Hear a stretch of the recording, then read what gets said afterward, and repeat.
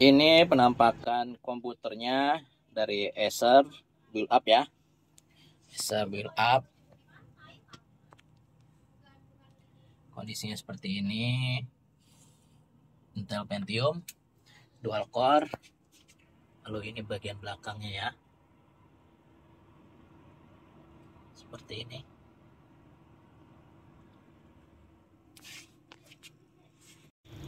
Jadi ini spesifikasi komputer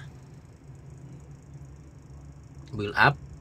Sistem modelnya ET1850, prosesornya Intel Dual Core E5800, RAM-nya 2GB. Dan ini hasil dari tes harddisknya, speednya masih bagus ya, masih 100.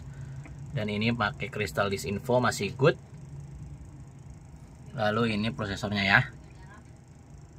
Jadi kondisinya seperti ini, dan komputernya sudah diinstal software-software pendukung untuk aktivitas dan bekerja.